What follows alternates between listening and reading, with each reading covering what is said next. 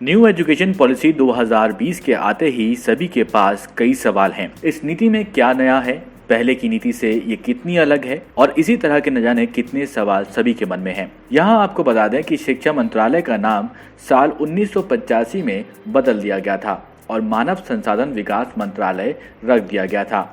अब साल 2020 में एक बार फिर से शिक्षा मंत्रालय के रूप में मानव संसाधन विकास मंत्रालय को जाना जाएगा। न्यू एजुकेशन पॉलिसी 2020 अब नेशनल पॉलिसी ऑन एजुकेशन 1986 की जगह लेगी।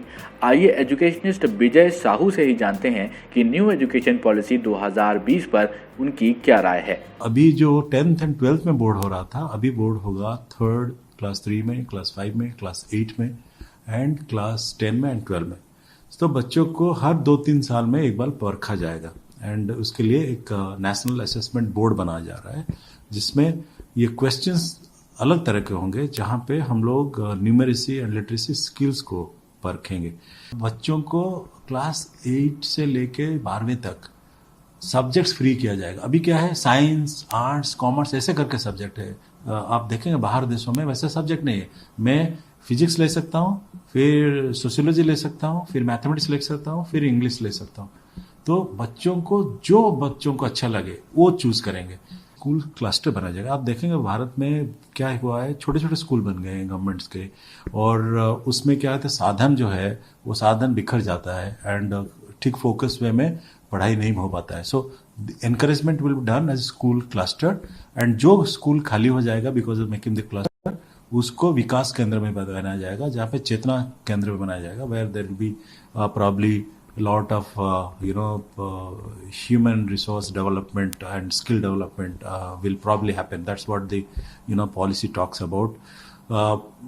2030 तक सारे बच्चे, इंडिया के सारे जितने भी बच्चे हैं, करीब 3.5 करोड़ बच्चे, उनको minimum foundational and literacy skill दिया जाएगा। That's the target. And 3.5 crore बच्चों जो आउट ऑफ स्कूल हैं, उनको भी स्कूल सिस्टम में लाया जाएगा। द प्रयास वो किया जाएगा। And the sustainable development goal है that every child should get education up to secondary level, उसको बनाया जाएगा। हायर एजुकेशन में भी बहुत अच्छे इसमें प्रावधान किया गया है। लाइक अभी क्या है, AICT है, UGC है और भी मेडिकल काउंसिल है। वो अभी क्या करें, national higher education regulatory authority बनाया जाएगा, जिसके तहत सारे हायर एजुकेशन आएंगे। फॉरेन यूनिवर्सिटीज़ को अलाउ किया जाएगा भारत में अपना कैंपस खोलने के लिए। उसमें क्या होगा, अपना जो इतना फॉरेन करेंसी जाता था एंड बच्चों को इतना पैसा खर्च करना पड़ता था बाहर देश जाने के लिए, अभी नॉट ओनली दैट, इंडिया का बच्चे इंडिया में रहेंगे, नेबरिंग कंट्रीज एंड बाहर का बच्चे इंडिया आएंगे, जैसे पहले होता था 300 साल पहले। पृथ्वी से सारे देशों से लोग इंडिया आते थे पढ़ने के लिए। आई थिंक नाउ ये प्रयास किया जा रहा है जो India will be a knowledge and hub centre for this. There will be a national testing agency जो बनाया गया है 2 साल पहले। अभी क्या होगा, जैसे सैट होता है, वहाँ पे बच्चों का कैपेबिलिटी परखा जाएगा। उस बेसिस पे उनको एडमिशन दाखिला दिया जाएगा, ताकि बच्चे रट के ये जो एंट्रेंस एग्जाम दे के जो जाके फिर बाद में बहुत पछताते हैं, उनको कॉन्सेप्ट क्लियरेंस नहीं रहता है, वो कॉन्सेप्ट उनका अच्छा रहेगा and national testing agency concept level पे करेगा। हमारा जो 3 साल का जो ग्रेजुएशन था, उसमें क्या होता था, बच्चे जब बाहर जाते थे बाहर देशों में, तो उनको और 1 साल का ब्रिज कोर्स करना पड़ता था। अभी क्या कर रहे हैं कि 4 साल का कोर्स होगा और बच्चों को इतना छूट दिया जाएगा, अगर आप 1 साल का कोर्स करते हैं, 4 साल में 1 साल करते हैं, आपको एक सर्टिफिकेट दिया जाएगा। वो सर्टिफिकेट वैलिड रहेगा। आप फिर 2 साल का बाद सोचे कि मैं और 2 साल कर लेता हूं, तो 2 साल अगर कंप्लीट कर लेते हैं, आपको डिप्लोमा दिया जाएगा। फिर अगर आप आके फिर 3 साल का बाद और 2 साल कर लेते हैं, फिर आपको डिग्री दिया जाएगा। तो बच्चा बीच में जाके मार्केट में अपना को परखेगा, इंटर्नशिप करेगा, कहाँ पे नौकरी करेगा, फिर आके।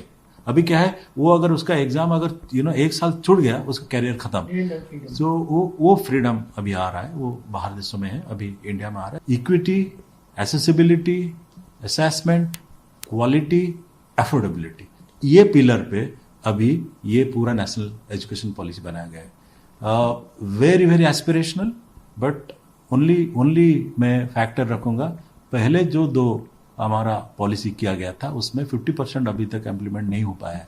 ये इतना एस्पिरेशनल पॉलिसी है जहां पे SEZ का बात हम लोग कर रहे हैं, जहां पे कर रहे हैं कि फिलैंथ्रोपिक फंड आएगा और अच्छा इंफ्रास्ट्रक्चर बनाएंगे। इसको अगर इम्प्लीमेंट किया जाएगा तो इंडिया तो सोना हो जाएगा, बट कितना हो पाएगा वो एक बड़ा प्रश्न है।